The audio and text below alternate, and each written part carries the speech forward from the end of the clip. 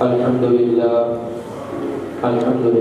رب العالمین والصلاة والسلام علی سید الانبیاء والمرسلین اما بعد اعوذ باللہ من الشیطان الرجیم بسم اللہ الرحمن الرحیم قال اللہ تعالی فی القرآن المجید والقرآن الحکیم قد نرى تقلب وجهك في السماء فلنولينك قبلة ترضاها وبلغنك شطر المسجد الحرام صدق الله العظيم وصدق رسوله النبي الكريم الأمين بلغ العلا بكماله كشف الدجى بجماله حسنت جميع خصاله صلوا عليه وآله يا صاحب الجمال ويا سيد البشر من وجهك المنير لك القمر لا يمكن الثناء كما كان حقه بعد الصلاة زرقته قصہ مختصر سرکار مدینہ راحت قلب و سینہ فیض نگینہ صاحب معطر و محبت سینہ امام الانبیاء محمد مصطفیٰ احمد مجتبی صلی اللہ علیہ وآلہ وسلم کی ذات مبارکہ پر ہدیہ درود و سلام پڑھنے کے بے شمار زید و برکات ہیں۔ جہاں حضور کی ذات پر درود پاک پڑھنے کے فضائل ہیں، وہیں اور بھی بہت زیادہ اس کے فوائد و ثمرات بھی ملتے ہیں۔ آئیے ایک حدیث پاک سنیے۔ حضور نبی کریم رؤوف الرحیم امام الانبیاء محمد مصطفیٰ احمد مجتبی صلی اللہ تعالی علیہ وآلہ وسلم تشریف فرما تھے۔ آپ کے صحابہ حاضر خدمت تھے۔ اتنے میں گاؤں دیہات کا رہنے والے ایک صحابی کسی جانور پر حاضر خدمت ہوتے ہیں، اپنا وہ جانور باہر باندھ دیتے ہیں اور اندر آ کے حضور کی صحبت میں بیٹھ جاتے ہیں۔ حضور علیہ السلام کے صحابہ نے عرض کی، یا رسول اللہ صلی اللہ علیہ وسلم، یہ صحابی جس جانور پر آئے ہیں یہ جانور ان کا اپنا نہیں ہے، انہوں نے چوری کیا ہے، یہ اس کے مالک نہیں ہے۔ انہوں نے عرض کی، یا رسول اللہ صلی اللہ علیہ وسلم، میں اس کا اونر ہوں، میں اس کا مالک ہوں، میں نے اس کو فلاں بن فلاں سے اتنے مال کے بدلے میں خریدا ہے، میں نے چوری نہیں کی۔ اب وہ یہ کہہ رہے ہیں، صحابہ یہ کہہ رہے ہیں۔ حضور علیہ السلام نے جناب عمر فاروق اعظم سے فرمایا، اے عمر جاؤ ذرا تحقیق کر کے آؤ، دیکھ کے آؤ کہ یہ مال جو جانور ہے یہ چوری کا ہے یا انہوں نے خریدا ہے۔ جن کا یہ نام لے رہے ہیں ان سے پوچھ کے آؤ۔ حضرت عمر فاروق اعظم رضی اللہ تعالی عنہ باہر جاتے ہیں، تھوڑی دیر میں اندر آ جاتے ہیں۔ حضور علیہ السلام نے پوچھا، عمر انکوائری کر رہے ہو، تحقیق کر رہے ہو؟ کہا، یا رسول اللہ ہاں جی ہوگی یہ انکوائری، تحقیق بھی ہوگی۔ عمر اتنی جلدی؟ ابھی تو گئے تھے، ابھی اندر آ گئے، وہ کیسے؟ عرض کی، یا رسول اللہ صلی اللہ علیہ وسلم، آپ نے مجھے انکوائری کے لیے بھیجا تھا، تحقیق کرنے کے لیے بھیجا تھا۔ جیسے ہی میں یہاں سے باہر کیا ہوں، جس جانور پر یہ آئے ہیں، جن کے بارے میں کہا جا رہا ہے کہ انہوں نے یہ چوری کیا ہے اور یہ فرما رہے ہیں کہ میں نے یہ خریدا ہے، جیسے ہی میں باہر نکلا اس جانور کے پاس سے گزرا، اللہ تبارک و تعالیٰ نے اس جانور کو بولنے کی قوت عطا فرما دی، وہ بولنے لگ گیا اور کہا کہ اے عمر، مجھے اس نے چوری نہیں کیا بلکہ یہ میرے مالک ہے، فلاں سے مجھے خریدا ہے۔ جانور نہیں گواہی دے دی۔ اللہ اکبر۔ ایک اور بات ہے، یہاں ٹھہر کے میں ایک اور بات کرنا چاہتا ہوں۔ دیکھیں، چار بندوں میں کسی بندے پر الزام لگ جائے کہ اس نے چوری کی ہے، بندے کو بڑی شرمندگی ہوگی کہ یار چار بندے کھڑے ہیں، اگر ان چار بندوں کے اندر اس کا والد بھی موجود ہو، ان چار بندوں کے اندر امام مسجد بھی موجود ہو، یا ان چار بندوں میں اس کا پیر بھی موجود ہو، وہ بندہ کہے گا یار بڑی شرمندگی ہو رہی ہے مجھے، اگرچہ اس نے چوری نہ کی ہو، فقط الزام کا لگ جانا یہ بھی بڑی بات ہوتی ہے۔ بندہ بڑا شرمندہ ہو جاتا ہے. لیکن یہ تو الزام حضور کی بارگاہ میں لگا تھا. جب امام الانبیاء محمد مصطفیٰ احمد مجتبیٰ صلی اللہ علیہ وسلم کی بارگاہ میں ان کو کہا گیا کہ یہ جانور انہوں نے چوری کیا ہے، ان کو کتنی شرمندگی ہوئی ہوگی. حضور علیہ السلام نے اس اعرابی کو بلایا، دیہات کے رہنے والے تھے، بلایا، فرمایا کہ بتاؤ ایسا کون سا عمل کرتے ہو کہ اللہ نے آج آپ کی عزت بچا لی ہے. جانور نے گواہی دے دی کہ یہ میرا مالک ہے، چوری نہیں کی. کہا یا رسول اللہ صلی اللہ علیہ وسلم اور تو عمل مجھے کوئی نہیں پتا، میں اتنا جانتا ہوں کہ آپ کی ذات پر کثرت سے درود پڑھتا رہتا ہوں. حضور نے فرمایا کہ درود کون سا پڑھتے ہو، کیا پڑھتے ہو؟ وہ کیا عرض کرتے ہیں؟ عرض کی یا رسول اللہ صلی اللہ علیہ وسلم میں آپ کی بارگاہ میں ایک اپنے انداز سے، ایک اپنے سٹائل سے درود پڑھتا ہوں. وہ درود یہ ہے، میں کہتا ہوں اے اللہ حضور پر ایسا درود فرما کہ کوئی درود باقی نہ رہے، حضور پر ایسی سلامتی نازل فرما کہ کوئی سلامتی باقی نہ رہے. ایک اپنا انداز تھا کہ میں اس انداز سے آپ کی ذات پر درود پڑھتا ہوں. تو میرے محترم معزز اسلامی بھائیوں، دیکھیں کہ درود پاک حضور کی ذات پر پڑھنا بندے کو کتنا فائدہ دیتا ہے. شرمندگی سے بندہ بچ جاتا ہے، آزمائش سے بچ جاتا ہے. تو مجھے اور آپ کو چاہیے کہ آپ حضور کی ذات پر کثرت سے درود پاک پڑھتے ہیں. اور حضور علیہ السلام نے بھی فرمایا نا کہ میرا امتی جب تک مجھ پر درود پڑھتا رہتا ہے اللہ کی رحمت اس سے برستی رہتی ہے. اب اس کی مرضی ہے کہ درود پاک کم پڑھے یا زیادہ. تو آئیے حصول برکت کے لیے مل کر درود پاک پڑھتے ہیں. الصلاۃ والسلام علیک یا سیدی یا رسول اللہ وعلی آلک وصحابک یا حبیب اللہ. الصلاۃ والسلام علیک یا سیدی یا نبی اللہ وعلی آلک وصحابک یا رحمۃ للعالمین. میرے پیارے اسلامی بھائیوں، ابتدائے وقت سے لے کر مسلمانوں پر آزمائش چلتی آ رہی ہے، اور ایسی آزمائش جس کو نہ بندہ دیکھ سکتا ہے، نہ سن سکتا ہے، نہ اس کا بندہ تصور کر سکتا ہے. اگر دور حاضر کی بات کریں، ہمارے فلسطینی مسلمان بھائی، ان پر کیسی آزمائشیں آئی ہوئی ہیں، کیسا ان پہ مشکل وقت آیا ہوا ہے. آئیے ہم تھوڑی سی اس کی جھلک سنتے ہیں اور اس کی وجہ کیا ہے، بنیاد کیا ہے، ابتدا کیا ہے. حضرت سیدنا آدم علیہ نبینا علیہ السلام، آپ نے اللہ کے حکم پر عبادت کرنے کے لیے خانہ کعبہ کی تعمیر فرمائی تھی. سب سے پہلے جس گھر کی تعمیر ہوئی اللہ کی عبادت کرنے کے لیے وہ خانہ کعبہ ہے. پہلی عمارت خانہ کعبہ تھی. حضرت آدم علیہ السلام ان کی اس خانہ کعبہ کی طرف منہ کر کے آپ نماز پڑھتے تھے. خانہ کعبہ کی تعمیر کے 40 سال بعد ایک قول کے مطابق حضرت آدم علیہ السلام نے بیت المقدس کی تعمیر فرمائی، اور ایک قول کے مطابق آپ کی اولاد میں سے کسی نے اس کی تعمیر فرمائی.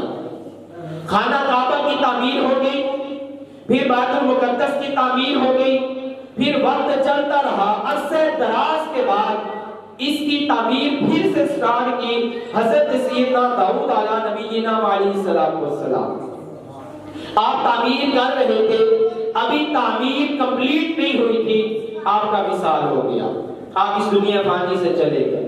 آپ نے اپنے لخت جگر حضرت سلیمان علیہ نبینا علیہ السلام کو حکم فرمایا کہ اس کی تعمیر کو مکمل کیا جائے.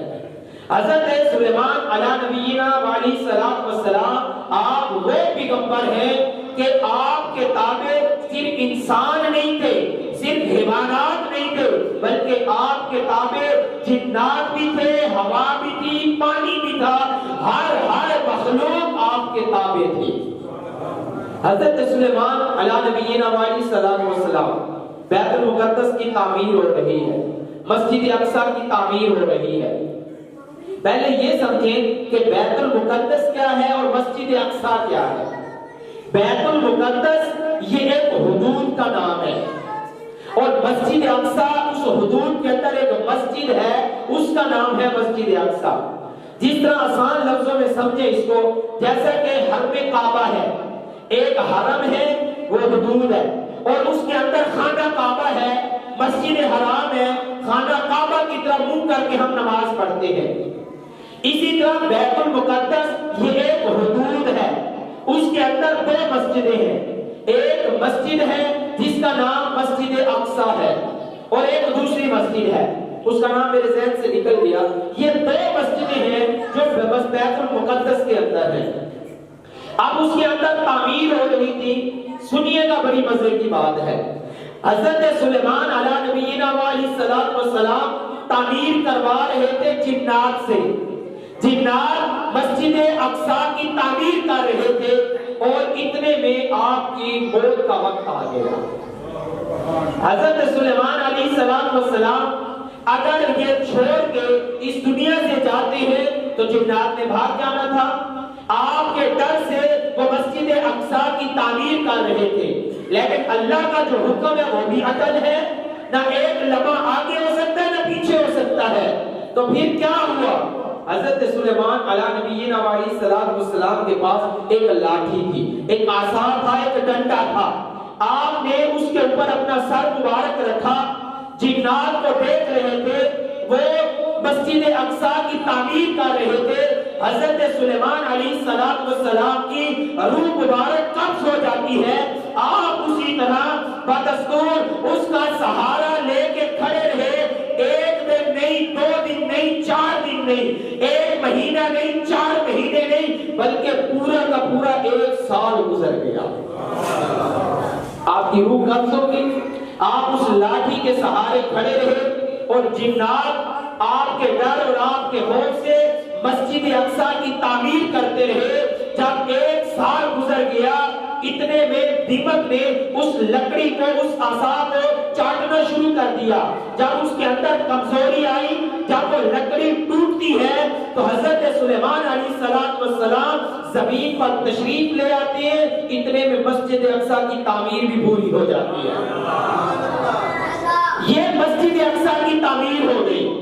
1 سال تک آپ تشریف فرما رہے، زمین نے کچھ بھی نہیں کہا، ہوا نے کچھ بھی نہیں کہا۔ حضور نے اسی لیے تو فرمایا کہ اللہ پاک نے زمین پر انبیاء کے جسم کو کھانا حرام فرمایا ہے۔ تو اب یہ جنات ڈر کے کھڑے رہے۔ اس واقعے کے تحت علماء نے بڑی پیاری بات دیکھی، بڑی علمی بات ہے، اور اللہ پاک نے لارہ قرآن میں بھی ارشاد فرمایا ہے، فرمایا کہ جنات کے پاس غیب کا علم نہیں ہوتا۔ اگر جنات کے پاس غیب کا علم ہوتا تو ان کو پتہ چل جاتا کہ حضرت سلیمان علیہ السلام کی روح قبض ہو گئی ہے۔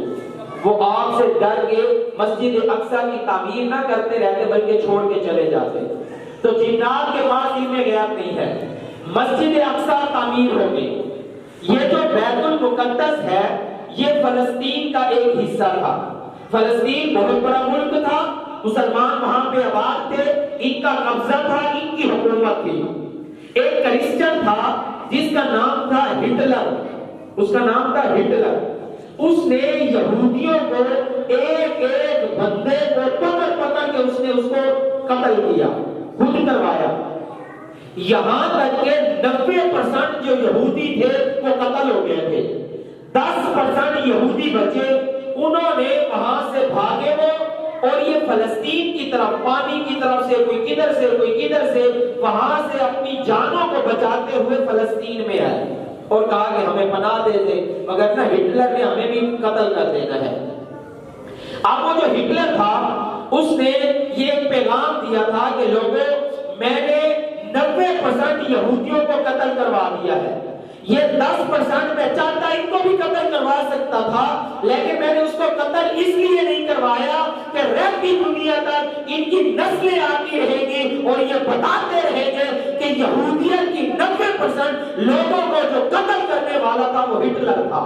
یہ بھی عیسائی تھا، یہ ہٹلر یہ بھی عیسائی تھا، اب یہ جو 10% لوگ تھے وہاں سے بھاگے، یہ فلسطین کے اندر ہے، انہوں نے پناہ مانگی، مسلمان تھے، ان کے اندر ہمدردی آ گئی، انہوں نے انسانیت کے ناطے ان کو پناہ دے دی، یہ فلسطین کے اندر رہ گئے، اب ان کی نسلیں بڑھنا شروع ہو گئی، اب یہ جب بہت زیادہ بڑھ گئے، انہوں نے پھر قبضہ کرنا شروع کر دیا، فلسطین کی حکومت، ملک بھی ان کا، یہ بیت المقدس پہ قبضہ بھی ان کا، یہ مسجد اقصی پہ قبضہ بھی ان کا، فلسطینی وہاں رہتے تھے، یہ یہودی وہاں پناہ لینے کے لیے چند لوگ آئے تھے، انہوں نے پناہ دی، یہی ان سے بہت بڑی غلطی ہو گئی، اب یہ وہاں پہ قبضہ کرنا شروع کر دیا انہوں نے، یہاں تک کہ جب ان کے پاس افرادی قوت بڑھ گئی، جب ان کے پاس طاقت اور پاور بڑھ گئی، اب انہوں نے جگہوں پر قبضہ کرنا شروع کر دیا، یہاں تک کہ انہوں نے پورے ملک پر قبضہ کر لیا، اور یہ فلسطینیوں کو چھوٹا سا ایک زمین کا ٹکڑا دے کر علیحدہ کر لیا، یہاں تک کہ پھر انہوں نے بیت المقدس پر قبضہ کر لیا، مسجد اقصی کا جو حصہ تھا یہ فلسطینیوں کے پاس تھا، پھر انہوں نے آہستہ آہستہ مسجد اقصی پر بھی قبضہ کر لیا اور فلسطینیوں کو علیحدہ کر دیا، اب فلسطینی ایک چھوٹے سے یوں سمجھ لیں جس طرح ایک کشمیر ہے، اتنے حصے میں وہ رہ رہے ہیں، باقی ساری کی ساری زمین پر یہ اسرائیلیوں نے انہوں نے قبضہ کر لیا، جب یہ قبضہ ہوتا ہے تو اب یہ سوشل میڈیا پر یہ وائرل ہو رہا ہے، یہ شو رہا ہے کہ فلسطینیوں نے ان پر قبضہ حملہ کیا ہے، ایسی بات نہیں ہے، پہلے اسرائیلیوں نے ان پر حملہ کیا تھا، انہوں نے اپنے دفاع کے اندر ان پر حملہ کیا ہے، پہلے بھی یہ چھوٹے موٹے حملے کرتے رہتے تھے، لیکن ان کے پاس اگرچہ پاور کم تھی، اگرچہ طاقت کم تھی، لیکن مجبور ہو کر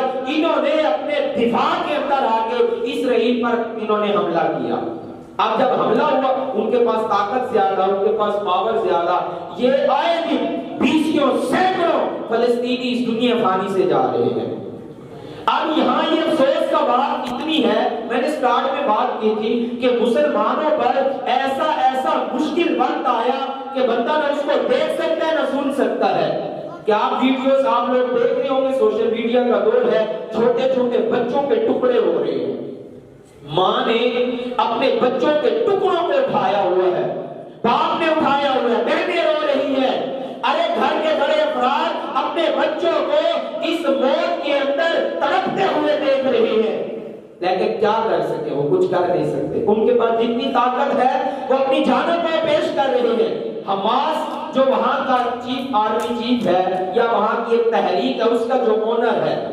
اس کے گھر کے 14 افراد، اس کے گھر پر اسرائیلیوں ظالم نے ایسا حملہ کیا، ایک گھر کے 14 افراد اس دنیا فانی سے چلے گئے، اللہ ان کی مغفرت فرمائے، اب مجھے یہ بتائیں جس گھر کے ایک گھر کے 14 افراد اس دنیا سے چلے گئے، بتائیں اس کا کتنا بڑا جھگڑا ہوگا، اور وہ بندہ جو اس کا اونر ہے وہ اسلامی ممالک کے لوگوں سے مدد طلب کر رہا ہے، اور اس نے بہت بڑا چیلنج دے دیا، فرمایا کہ اسلامی ممالک کے حکمرانوں، آپ ہمیں اپنا 10% صرف اسلحہ دے دو، اپنے آرمی کو نہ بھیجو، اپنے لوگوں کو نہ بھیجو، اپنا صرف 10% ہمیں اسلحہ دے دو، آج اسلحہ دے دو، کل آ کے مسجد اقصی کے اندر نماز پڑھ لو، لیکن افسوس کی بات ہے ہمارے اسلامی ممالک خاموش ہیں، ایک دو نے آواز اٹھائی، وہ بھی صرف اتنا کہا کہ ہم ان کی حمایت کرتے ہیں اور اسرائیلیوں کی ہم مذمت کرتے ہیں، ارے صرف اعلان کرنے سے ان کی کون سی حمایت ہو جانی ہے، ارے اسلامی ممالک کے اندر جو سب سے ایٹمی سب سے بڑی پاور ہے وہ آپ کا پاکستان ہے، لیکن خاموشی ہے، یہاں کوئی حمایت کا بھی اعلان نہیں ہوا، یہاں صرف زبانی کلامی بھی باتیں نہیں ہوئی، عالمی سطح پہ کچھ دن پہلے جو اسلامک عالمی سطح کی عدالت تھی وہ لگائی گئی، 57 اسلامی ممالک ہیں، وہ سارے کے سارے وہاں جمع ہوئے، ان سے پوچھا گیا کہ بتائیں جی فلسطینیوں کی حمایت کون کرنا چاہتا ہے، ان کی مدد کون کرنا چاہتا ہے، صرف 4 ہاتھ کھڑے ہوئے، 57 میں سے 4 ہاتھ کھڑے ہوئے جنہوں نے کہا کہ ہم فلسطینیوں کی حمایت کرنا چاہتے ہیں، باقی 53 اسلامی ممالک کے ہاتھ نیچے تھے، ان میں سے وہ تھے جنہوں نے کہا کہ ہم اسرائیل کے ساتھ ہیں. اسلامی ممالک ہونے کے باوجود، حضور کا کلمہ پڑھنے کے باوجود وہ یہودیوں کے ساتھ کھڑے ہو رہے ہیں. اللہ اکبر. اور یہ جو چار ہیں انہوں نے صرف حمایت کا اعلان کیا، لیکن جب اکثریت اس طرف آئی نہیں تو بات وہی رفع دفع ہو گئی. تو میرے بھائیوں، میں اور آپ ہم یہاں بیٹھ کے کر کیا سکتے ہیں؟ ہم صرف دعا کر سکتے ہیں یا اللہ پاک ہمیں ایسی طاقت اور ایسی پاور دے، ہم اپنی جانوں کو قربان کر دیں گے، ہم اپنی نسلوں کو قربان کر دیں گے، ہم اپنا مال، ہم اپنا سارا کچھ قربان کر کے اپنے فلسطینی مسلمان بھائیوں کے لیے ہم ان کے ساتھ کھڑے ہوں گے. لیکن ہمارے پاس کچھ ہے نہیں. ہم صرف باتیں کر سکتے ہیں یا پھر دعا کر سکتے ہیں اللہ پاک فلسطین کے مسلمانوں کی مدد فرمائے اور اللہ پاک اسرائیلیوں کو نیست و نابود فرمائے، غرق فرما دے اللہ پاک ان کو. ممبر رسول پہ بیٹھ کر، اللہ کے گھر میں بیٹھ کر ہم ہاتھوں کو اٹھا کے کہتے ہیں اے مالک اسرائیل کو نیست و نابود فرما دے، فلسطین کے مسلمانوں کی مدد فرما. اللہ اکبر.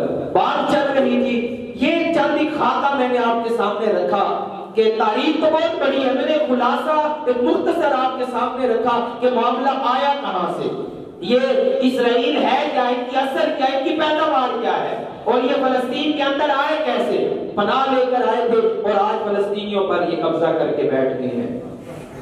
حضرت آدم علیہ السلام سے لے کر حضرت موسیٰ علیہ السلام تک جتنے پیغمبر، انبیاء، رسول آئے، ان کا جو قبلہ تھا وہ خانہ کعبہ تھا. سارے کے سارے خانہ کعبہ کی طرف منہ کر کے نماز پڑھتے تھے. پھر حضرت موسیٰ علیہ السلام سے لے کر حضرت عیسیٰ علیہ السلام تک ان کا جو قبلہ تھا وہ بیت المقدس تھا. یہ جو قبلے کی تبدیلی ہوئی ہے ایک بار نہیں ہوئی.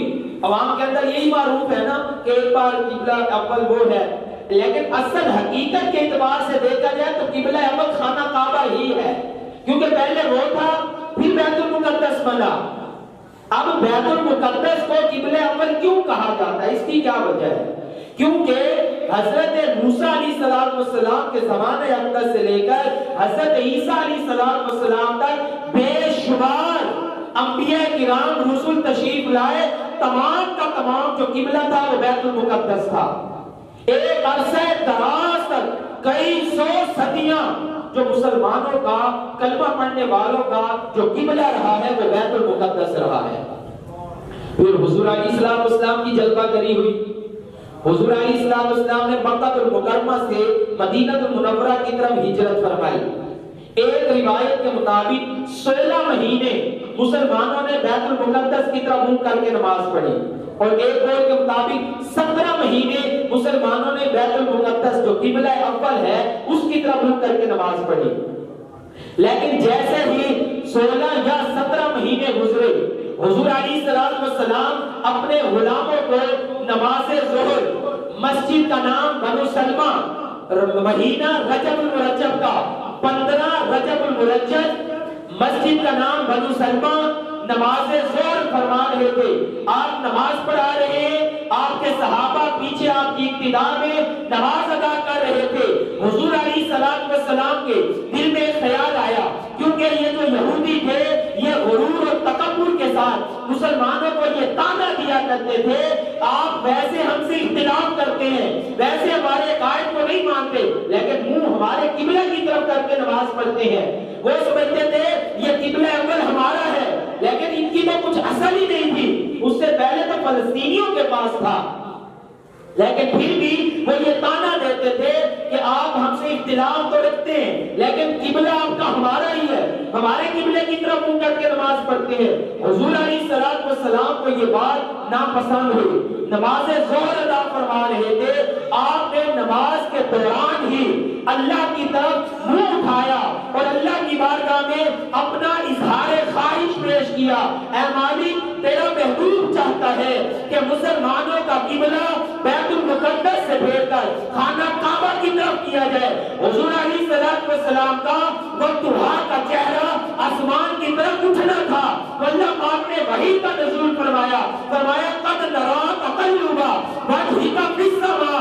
اے محبوب، آپ کا وقتها کا چہرہ بار بار آسمانوں کی طرف اٹھ رہا ہے، ہم اس کو دیکھ رہے ہیں. فَلَنُوَلِّيَنَّكَ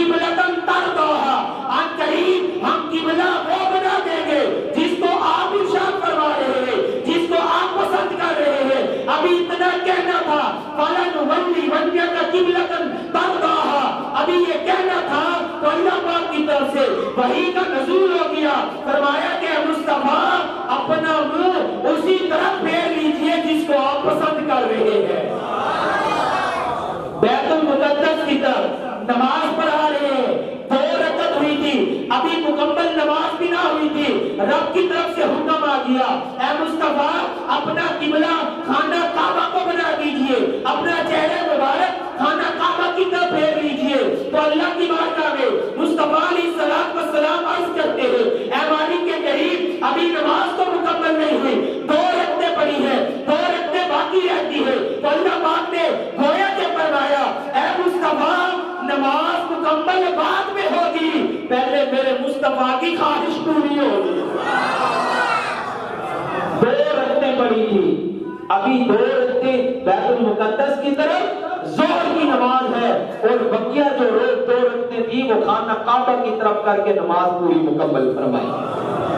یہ کچھ پس منظر تھا، یہ فلسطینیوں کا اور یہ اسرائیلیوں کا، اور یہ بیت المقدس پہلے خانہ کعبہ یہ قبلہ تھا، پھر بیت المقدس بن گیا، پھر حضور علیہ السلام کی خواہش پر اللہ تبارک و تعالیٰ نے خانہ کعبہ کو قبلہ بنا دیا۔